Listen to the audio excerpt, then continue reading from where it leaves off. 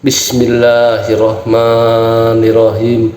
Assalamualaikum warahmatullahi wabarakatuh. Salam sejahtera bagi kita semua. Om Swastiastu, Namo Buddhaya, salam kebajikan.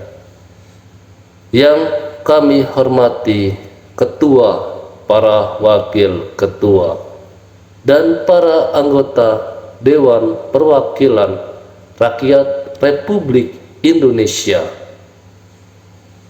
Pertama-tama, marilah kita panjatkan puji syukur kehadirat Tuhan Yang Maha Kuasa, karena atas rahmat dan karunia-Nya kita masih diberikan kesempatan untuk bertatap muka dan menjalankan tugas kenegaraan dan amanat konstitusi untuk menyampaikan kerangka ekonomi makro dan pokok-pokok kebijakan fiskal KEM PPKF 2023 masih dalam suasana bulan Syawal. Izinkan kami mengucapkan selamat Hari Raya Idul Fitri 14.043 Hijrah.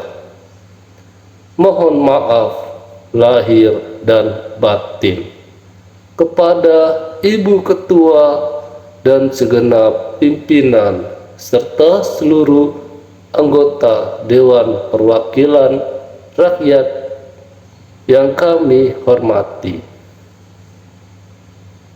Setelah lebih dari 2 tahun dunia dihantam pandemi COVID-19, alhamdulillah saat ini Indonesia mengendalikannya berkat kerja sama, kedisiplinan, sinergi dan kegotong royongan seluruh komponen bangsa. Dengan rendahnya kasus COVID-19, akselerasi program vaksinasi yang mencapai 61,5% dosis kedua dan bahkan vaksin tambahan booster serta penerapan protokol kesehatan.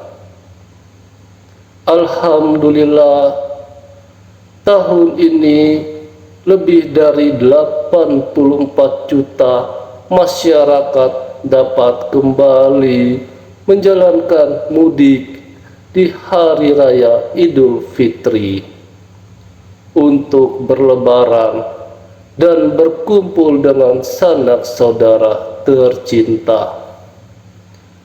Mobilitas masyarakat yang begitu pasif di tengah pandemi yang belum berakhir mampu kita kelola secara relatif lancar, aman, selamat, dan semarak. Hal ini tentu mampu merekat kembali dan mempertebal tali sosial, sekaligus menggerakkan dan pemulihan ekonomi Indonesia. Ini suatu pencapaian yang tidak gampang dan tidak boleh kita pungkiri. Saat ini masih banyak negara bergulat dengan COVID-19 dan banyak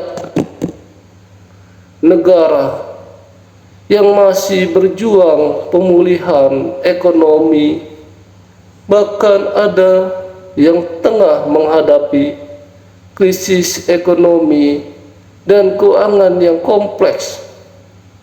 Maka nikmat mana lagi yang engkau dustakan? Ibu, bapak, pimpinan, dan anggota dewan yang kami muliakan, pemulihan ekonomi Indonesia yang cukup kuat yang kita jaga bersama dan pengendalian pandemi COVID-19 secara efektif tidak mungkin terjadi dengan sendirinya. Ini merupakan hasil kerja keras dan berbagai upaya luar biasa dari kita bersama pemerintah dan DPR serta segenap unsur masyarakat, akademisi dan para ahli serta dunia usaha sejak awal pandemi bulan Maret 2020.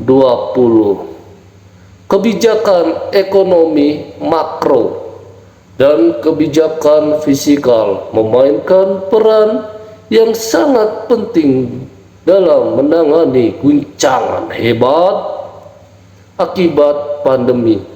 Dampaknya yang multidimensi, kompleks dan luar biasa. Langkah-langkah darurat dan ekstraordinari kebijakan ekonomi makro dan fiskal dilakukan secara terorganisir, sistematis untuk tujuan pertama, menyelamatkan jiwa dan ancaman COVID-19 dengan kenaikan dukungan anggaran sangat besar untuk mengkuat sarana prasarana kesehatan, penanganan pasien, obat-obatan, pemberian insentif dan tenaga kesehatan, termasuk pengadaan vaksin. Kedua, memberikan tambahan secara masif dan signifikan bantalan sosial untuk melindungi masyarakat dari perosotannya daya beli akibat kehilangan pekerjaan dan terhentinya aktivitas ekonomi yang meluas. Ketiga, mendukung dan melindungi dunia usaha, terutama usaha mikro, kecil, dan menengah UMKM dari tekanan kebangkrutan akibat pandemi. Keempat, menjaga stabilitas sistem keuangan dari ancaman efek demonimo akibat kontraksi dan pelemahan ekonomi. Pemerintah mengeluarkan PRPU nomor 1 tahun 2020 yang telah disetujui dan disahkan oleh Ibu Bapak anggota DPR menjadi Undang-Undang nomor 2 tahun 2020 yang memberikan landasan hukum yang kuat agar pemerintah dapat lebih fleksibel, responsif, dan antisipatif dalam penanganan pandemi COVID-19 sangat diwarnai dengan ketidakpastian kebijakan ekonomi makro dan kebijakan fiskal di masa pandemi ditunjukkan untuk kontrol dan menahan guncangan shock absorber untuk menangani merosotnya sisi permintaan agregat demand maupun sisi supply. Kebijakan fiskal bekerja sangat keras sebagai instrumen utama dan paling depan menangani potensi katastrofik krisis ekonomi dan keuangan. Sebagai konsekuensi, batas atas defense APBDN diizinkan melebihi 3% PDB untuk 3 tahun, yaitu 2020, 2021, dan 2022. Kebijakan fiskal APBN tidak mungkin bekerja sendiri menghadapi tantangan ekonomi yang multidimensi. Diperlukan bauran kebijakan dan sinergi yang kuat dengan otoritas moneter Bank Indonesia, Otoritas Jasa Keuangan OJK, dan Lembaga Penjamin Simpanan LPS dalam Forum Komitmen Stabilitas Sistem Keuangan KSSK. OJK telah berperan dalam menjaga kesinambungan stabilitas sistem keuangan, sekaligus memberikan bantalan kepada dunia usaha melalui program restrukturisasi kredit serta kebijakan strategis lainnya sejak awal pandemi. Sementara Bank Indonesia juga mengambil peran penting dalam mendukung pemulihan ekonomi melalui kebijakan akomodatif serta menjaga agar pasar SBN tetap kondusif. Dukungan Sigma Burden pemulihan ekonomi menunjukkan tren menguat setelah mampu menjaga pertumbuhan positif 3,7% di tahun 2021 meski dihantam gelombang COVID-19 varian Delta. Pemulihan ekonomi berlanjut di triwulan 1 sampai 2022 dengan pertumbuhan mencapai 5,01%. Lonjaknya varian Omikron tidak terlalu terdampak pada proses pemulihan ekonomi nasional. Ini hasil nyata dari akselerasi vaksinasi dan kekebalan alami yang tumbuh di masyarakat. Konsumsi dan investasi terus menunjukkan tren peningkatan disertai pemulihan yang kuat di hampir semua sektor ekonomi termasuk transportasi, akomodasi, dan konstruksi, selain 2 sektor utama yaitu manufaktur dan perdagangan. Indikator PMI manufaktur Indonesia pada April 2022 masih terus ekspansif pada level 51,9.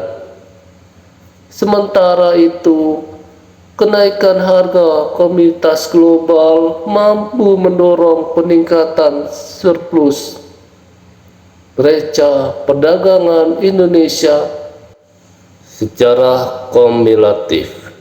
pada triwulan 1 2022.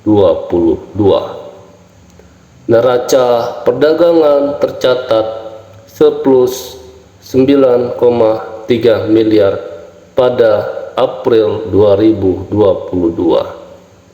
Surplus neraca perdagangan Indonesia mencapai 7,6 miliar.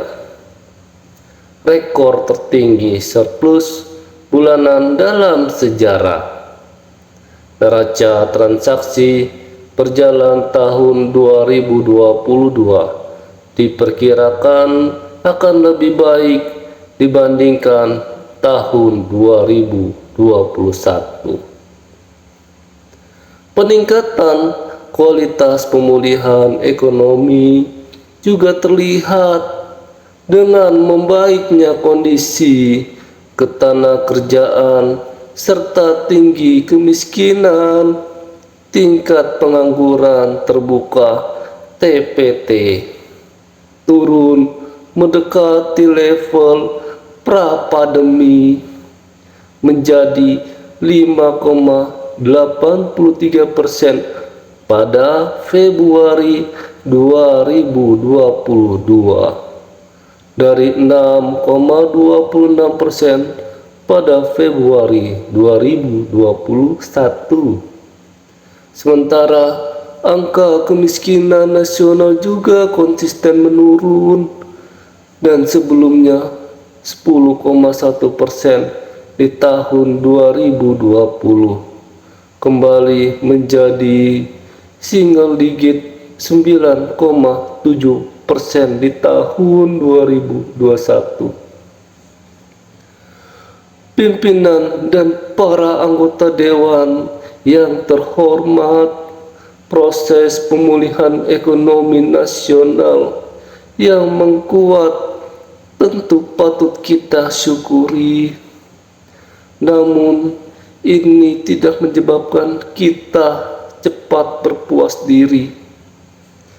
Tantangan dan risiko baru telah muncul dari faktor global, baik dari sisi geopolitik, ekonomi, dan keuangan yang sangat kompleks dan dinamis.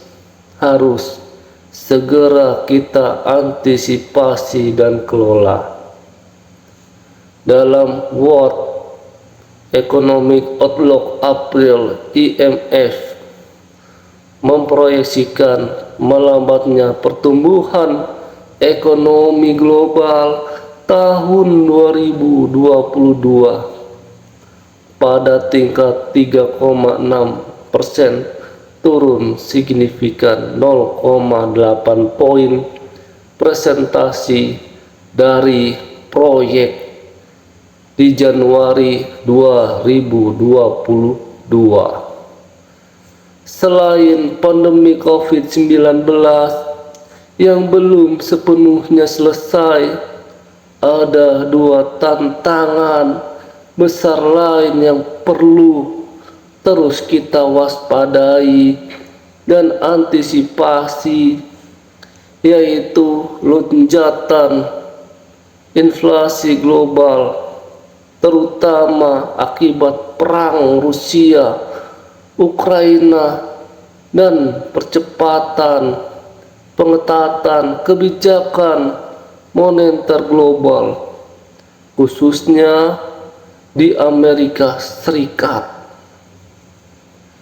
Perang Rusia Ukraina juga telah menyebabkan disrupsi sisi produksi supply yang sangat besar, sehingga mendorong kenaikan ekstrim tinggi harga-harga komoditas global. Harga minyak mentah terus-menerus berada pada kisaran 100 per barel sejak awal tahun year to date. Harga gas alam naik 127,0%, batu bara naik 137,3%, CPO naik 26,1%, gandum 56,5%, dan jagung naik 34,3%. Secara indeks harga pangan dunia telah mengalami kenaikan 145,0 dibandingkan situasi awal 2020. Tingkat inflasi di Amerika Serikat yang sangat tinggi, yaitu 8,4%, tertinggi dalam 40 tahun terakhir, menjadi ancaman nyata bagi pemulihan ekonomi Amerika Serikat dan bahkan ancaman dunia. Bank Sentral Amerika, The Fed, akan melakukan percepatan pengetatan moneter saat ini. Kenaikan suku bunga acuan diperkirakan dapat terjadi hingga 7 kali di tahun 2022 dan berpotensi diikuti dengan kontraksi balance sheet yang menyebabkan lebih ketatnya kondisi likuiditas global. Sementara itu, sejak awal 2021 sampai dengan Maret 2022, sejumlah negara berkembang G20 seperti Brazil, Meksiko, dan Afrika Selatan telah menaikkan suku bunga acuannya secara sangat signifikan. Spillover efek dari pengetatan kebijakan moneter dan likuiditas global ini harus kita waspadai, khususnya terhadap kenaikan cash of fund untuk pembiayaan baik APBN maupun sektor korporasi. Di tengah fase pemulihan ekonomi masih awal dan masih rapuh, pergeseran risiko, tantangan inflasi dan pengetatan moneter ini menimbulkan situasi pilihan kebijakan policy trade-off yang sangat sulit yang dihadapi oleh semua negara di dunia. Pilihan kebijakan tersebut adalah apakah segera mengembalikan stabilitas harga, mengendalikan inflasi yang berarti pengetatan moneter dan fiskal yang akan memberikan dampak negatif terhadap pertumbuhan atau tetap mendukung akselerasi pemulihan ekonomi setelah terpukul pandemi. Jika tidak terkelola, risiko global ini akan menggiring kepada kondisi stagflasi, yaitu fenomena inflasi tinggi dan terjadinya resesi seperti yang pernah terjadi di Amerika Serikat pada periode awal 1980-an dan 1990-an.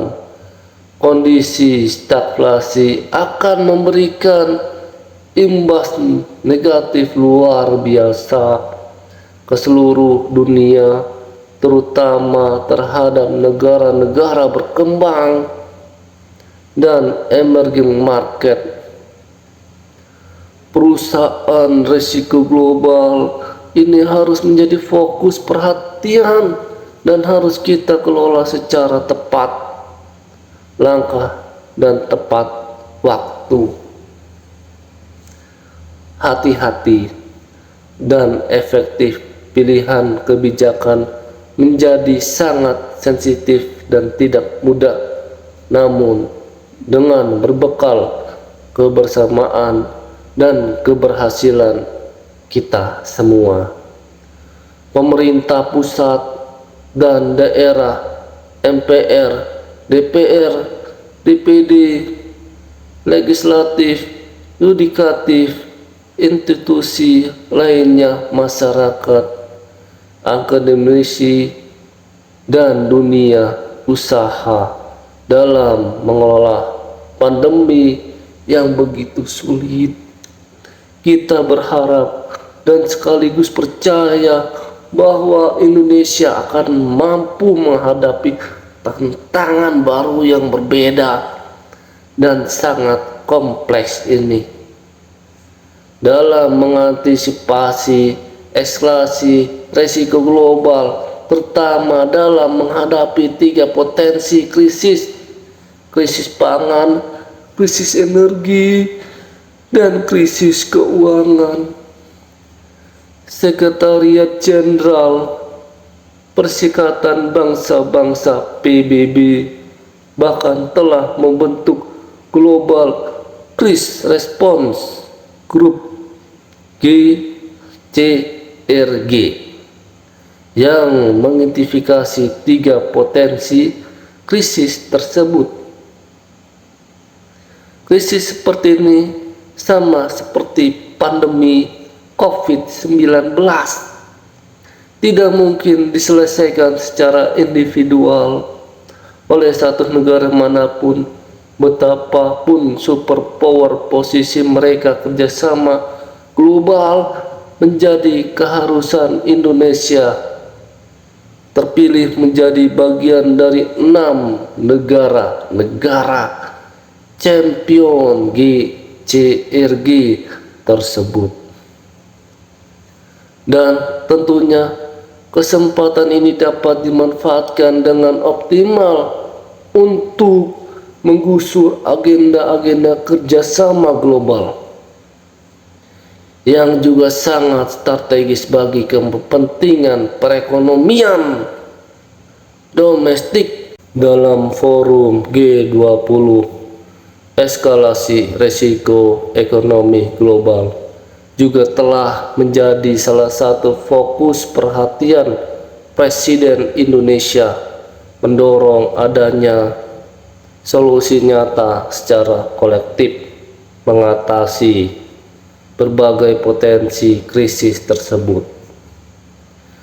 Pimpinan dan para anggota dewan yang terhormat, kenaikan harga komoditas global telah berdampak pada naiknya harga-harga di dalam negeri, terutama energi dan pangan. Hal ini dapat dilihat pada tekanan inflasi yang mulai meningkat akhir-akhir ini, meskipun faktor musiman yaitu bulan Ramadan dan perayaan Hari Raya Idul Fitri juga turut memberikan andil terhadap kenaikan harga. Inflasi April 2022 tercatat 3,5% lebih tinggi dibandingkan Maret 2022. Bila dibandingkan negara-negara G20 seperti Amerika Serikat 8,3%, Inggris 9,0%, Turki 70,0%, Argentina 58,0%, Brazil 12,1%, dan India 7,8%. Tekanan inflasi di Indonesia masih jauh lebih rendah. Tekanan inflasi di Indonesia tidak setinggi negara-negara tersebut karena kenaikan harga energi global diredam oleh APBN shock absorber yang konsekuensinya menyebabkan kebutuhan belanja subsidi energi dan kompensasi meningkat tajam dalam kondisi pemulihan ekonomi dan kesejahteraan yang masih awal dan rapuh. Ketersediaan dan keterjangkauan harga energi dan pangan menjadi sangat krusial untuk menjamin daya beli masyarakat dan menjaga keberlanjutan proses pemulihan ekonomi nasional. Terkait potensi transmisinya ke sektor keuangan, pemerintah dalam hal ini diwakili Kementerian Keuangan bersama dengan anggota KSSK lainnya, BI, OJK, dan LPS, berkomitmen untuk memperkuat koordinasi dan sinergi dalam menjaga stabilitas sistem keuangan. Sampai saat ini, kondisi sektor keuangan nasional masih relatif stabil. Fungsi intermediasi perbankan mulai meningkat, tercermin pada peningkatan pertumbuhan penyaluran kredit. Sementara itu, tingkatan kecukupan modal CAR juga tinggi dengan likuiditas yang masih memadai. Cadangan devisa nasional juga masih memadai dan diharapkan dapat memberikan ruang bagi Bank Indonesia untuk menjaga stabilitas harga dan nilai tukar serta momentum pemulihan ekonomi nasional. Ibu, Bapak, para pimpinan dan anggota dewan yang kami muliakan, keberlanjutan proses penguatan pemulihan ekonomi nasional perlu terus dijaga untuk memperkuat fondasi ekonomi dan akselerasi tingkat pertumbuhan ekonomi.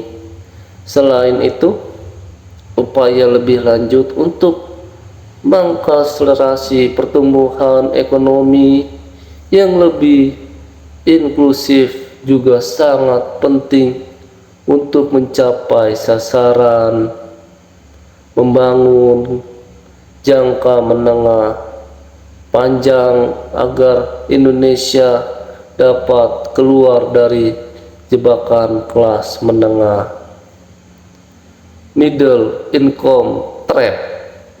Oleh karena itu, struktur perekonomian nasional dan tingkat produktivitas nasional perlu diperkokoh melalui percepatan transformasi ekonomi, akselerasi agenda reformasi struktural pasca pandemi COVID-19 mutlak diperlukan melalui peningkatan kualitas SDM, pembangunan infrastruktur, dan reformasi birokrasi dan regulasi.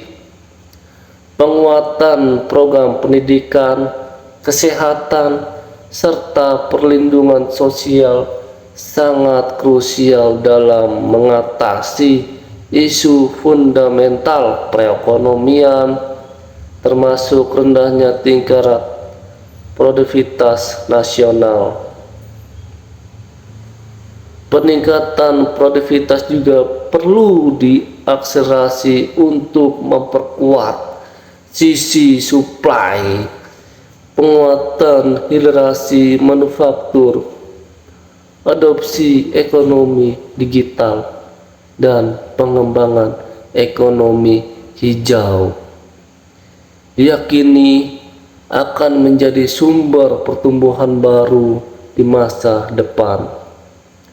Dorongan kepada keberlanjutan tahapan industri manufaktur akan memacu pengembangan produk-produk dalam negeri yang memiliki nilai tambah lebih tinggi dan mampu berkompetensi di pasar global.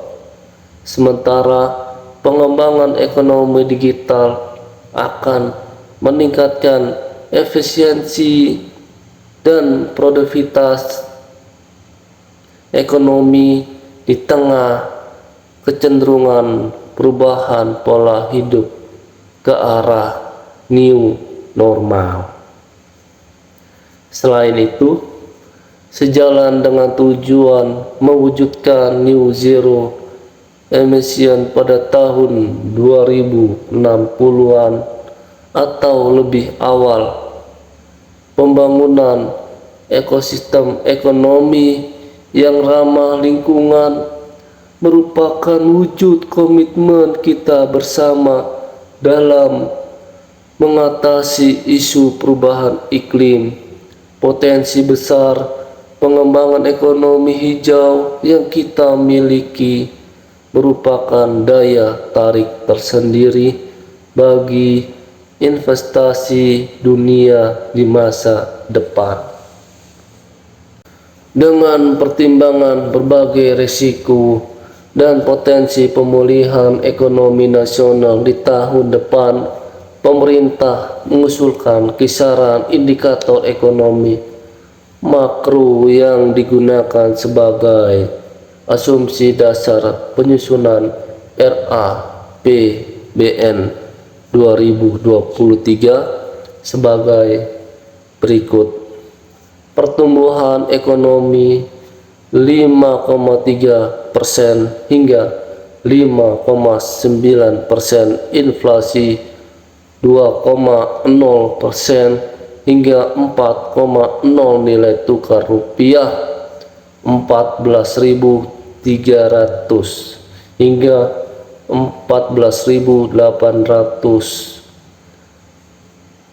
rupiah. Tingkat suku bunga SBN 10 tahun 7,34% hingga 9,16%. Hingga minyak mentah Indonesia $80, $100 per barel. Lifting minyak bumi 619.680.000 barel per hari, dan lifting gas 1,02 juta hingga 1,11 juta barel setara minyak per hari. Pimpinan dan para anggota dewan yang terhormat, proses pemulihan ekonomi ke depan masih penuh tantangan yang harus direspon dengan kebijakan makroekonomi dan kebijakan struktural secara tepat. Kenaikan inflasi, biaya bunga, dan pengetatan moneter dunia harus direspon dengan disiplin fiskal yang tepat. Perpu nomor 1 tahun 2020 atau Undang-Undang nomor 2 tahun 2020 telah memberikan landasan yang tepat dan kredibel dengan mengamankan defisit fiskal menjadi maksimal 3% dari PDB di tahun 2023. Upaya konsolidasi fiskal di tahun 2023 disertai dengan reformasi fiskal yang komprehensif dari sisi pendapatan, perbaikan belanja, spending better, dan mendorong pembiayaan produktif dan inovatif. APBN yang sehat menjadi modal yang kokoh untuk terus mendukung pembangunan dan perbaikan ekonomi. Kebijakan fiskal tahun 2023 didesain agar mampu merespon dinamika perekonomian, menjawab tantangan, dan mendukung pencapaian target pembangunan secara optimal. Selaras dengan hal tersebut, maka tema kebijakan festival tahun 2023 difokuskan pada peningkatan produktivitas untuk transformasi ekonomi yang inklusif dan berkelanjutan. Tema kebijakan fiskal tersebut selaras dengan tema Rencana Kerja Pemerintah RKP tahun 2023. Berdasarkan tema kebijakan fiskal tahun 2023 tersebut, strategi yang ditempuh pemerintah adalah: pertama, memfokuskan anggaran untuk penguatan kualitas SDM, akselerasi pembangunan infrastruktur, reformasi birokrasi dan regulasi, revitalisasi industri, dan mendorong pembangunan ekonomi hijau. Kedua, meningkatkan efektivitas transformasi ekonomi didukung dengan reformasi fiskal yang holistik melalui mobilisasi pendapatan untuk pelebaran ruang fiskal, konsentrasi penguatan spending better untuk efisiensi dan efektivitas belanja, serta terus mendorong pengembangan pembiayaan yang kreatif dan inovatif. Kebijakan pendapatan negara diarahkan untuk mendorong optimalisasi pendapatan dengan tetap menjaga iklim investasi dan berkelanjutan dunia usaha serta kelestarian lingkungan. Hal ini ditempuh dengan menjaga efektivitas reformasi perpajakan, undang-undang APP, mendorong agar sistem perpajakan lebih sehat dan adil sehingga dapat mendorong perluasan basis pajak, serta peningkatan kepatuhan wajib pajak melalui implementasi Undang-Undang HPP yang efektif, maka rasio perpajakan akan meningkat. Sementara itu, optimalisasi PNBP juga dilakukan dengan peningkatan inovasi layanan dan reformasi pengolahan aset. Berbagai kebijakan tersebut akan mendorong peningkatan rasio pendapatan negara tahun 2023. Kebijakan belanja negara diarahkan untuk menghasilkan outcome yang berkualitas, memberi manfaat yang nyata bagi masyarakat dan perekonomian, serta dapat mendorong kondisi ke arah yang lebih baik. Sejalan dengan hal tersebut, maka penguatan spending better secara konsisten akan dilakukan. Belanja negara bukan hanya diarahkan untuk mendorong pertumbuhan ekonomi semata, tetapi juga untuk melakukan pemerataan pembangunan ekonomi semata, tetapi juga untuk melakukan pemerataan pembangunan, pengentasan kemiskinan, pengurangan kesenjangan, perluasan kesempatan kerja, peningkatan produktivitas, serta peningkatan daya beli masyarakat. Untuk itu, kebijakan belanja negara akan difokuskan pada peningkatan kualitas sumber daya manusia, percepatan pembangunan infrastruktur, penguatan implementasi reformasi birokrasi, pendukung revitalisasi industri, dan pembangunan ekonomi hijau. Sementara itu, untuk antisipasi ketidakpastian dibutuhkan strategi mitigasi risiko yang lebih sulit dengan mendorong implementasi automatic stabilizer.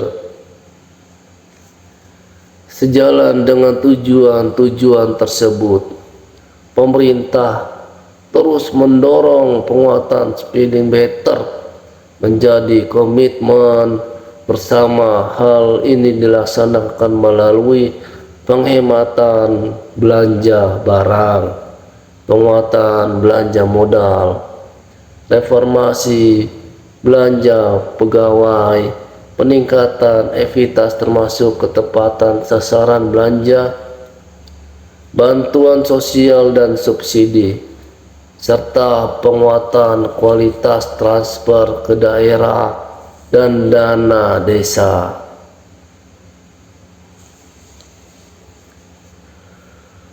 Pimpinan dan para anggota dewan yang terhormat, sebagai konsekuensi atas kebijakan fiskal yang ekspansif dan terukur, maka postur APBN tahun 2023 masih akan defisit, namun pengolahan biayaan untuk menutup financing gap tersebut akan dilakukan secara efisien, hati-hati, prudent, dan berkelanjutan.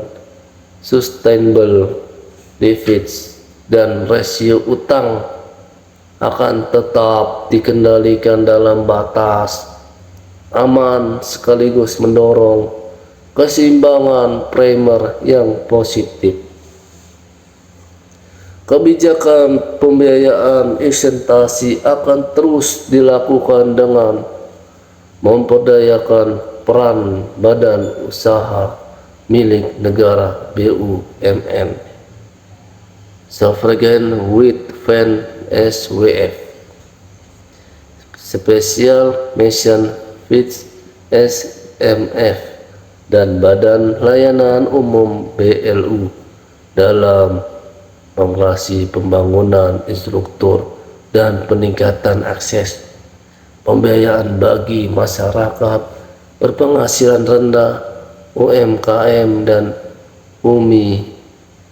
Pemerintah terus mendorong peran swasta dalam pembiayaan pembangunan melalui kerangka kerjasama pemerintah dan badan usaha KPBU, termasuk penerbitan instrumen pembiayaan kreatif lainnya.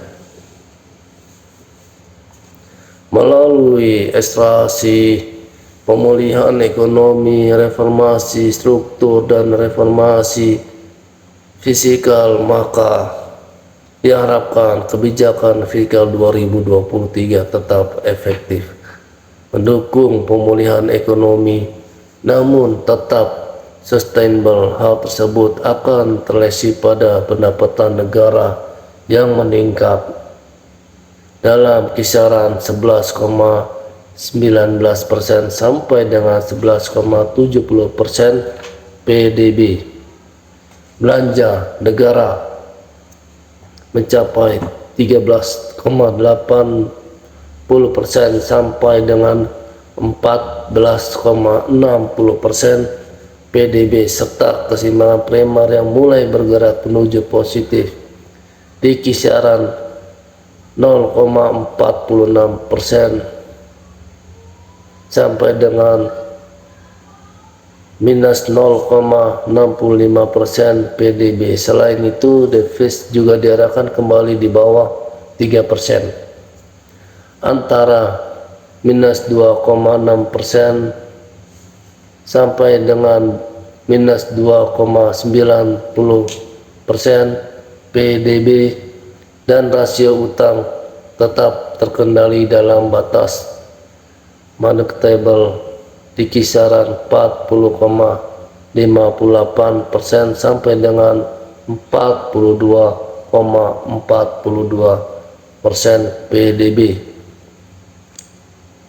Dengan pengolahan fiskal yang sehat disertai dengan aktivitas stimulus kepada transformasi ekonomi dan perbaikan kesejahteraan rakyat, tingkat pengangguran terbuka tahun 2023 dapat ditekan dalam kisaran 5,3% hingga 6,0%. Angka kemiskinan dalam rentang 7,5% hingga 8,5%. Rasio gini dalam kisaran 0,375 hingga 0,378, serta indeks pembangunan manusia dalam tentang 73,31 hingga 73,49.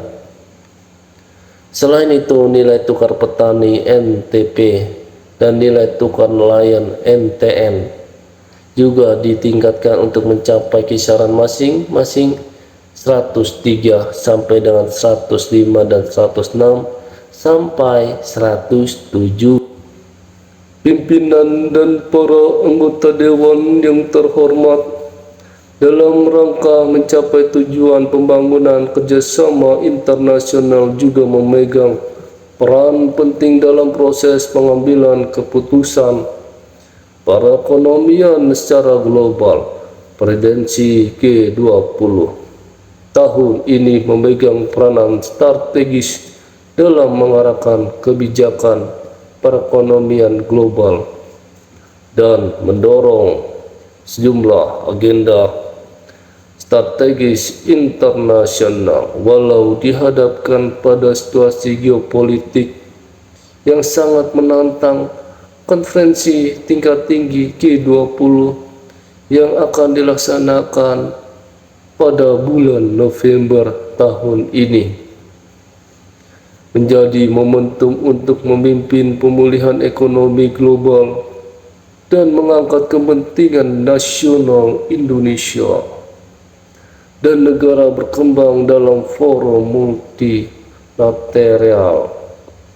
peran penting Indonesia di dunia internasional, terutama di kawasan, menjadi semakin strategis. Dengan kepemimpinan Indonesia sebagai ASEAN Chairmanship tahun 2023, untuk memastikan kepemimpinan Indonesia di kawasan yang lebih kuat dan strategis, maka kita harus mendorong pemulihan ekonomi di kawasan serta kebersamaan untuk keluar dari krisis menuju perekonomian di kawasan yang lebih kuat dan tangguh. Pimpinan dan para anggota dewan yang terhormat, demikianlah pengantar dan keterangan pemerintah atas kerangka ekonomi makro dan pokok-pokok kebijakan fiskal tahun 2023 yang telah disusun. Pemerintah dengan mempertimbangkan dinamika perekonomian, tantangan dan agenda pembangunan. Selanjutnya, pemerintah mengharapkan dukungan, masukan dan kerjasama seluruh anggota dewan yang terhormat dalam pembahasan KEM PPKF tersebut sesuai peraturan perundang-undangan yang berlaku. Sebagai penutup, kami kutipkan dari ayat Al-Quran yang kami kira sangat relevan dengan dinamika perekonomian kita saat ini dan ke depan. Yakini Quran Surat Yusuf ayat 47 sampai 48. Dia, Yusuf, berkata, agar kamu bercocok tanam 7 tahun berturut-turut sebagaimana biasa. Kemudian apa yang kamu tuai, hendaklah kamu biarkan ditangkainya, kecuali sedikit untuk kamu makan. Ayat 47. Kemudian setelah itu akan datang 7 tahun yang sangat sulit, yang menghabiskan apa yang kamu simpan untuk menghadapinya tahun sulit, kecuali sedikit dari apa bibit gandum yang kamu simpan. Ayat 48. Ayat-ayat tersebut memberikan inspirasi kepada kita bahwa suatu kepercayaan jika suatu perekonomian akan menghadapi siklus ekonomi. Bisnis Scale episode Makmur Boom dan episode Paclik Resesi.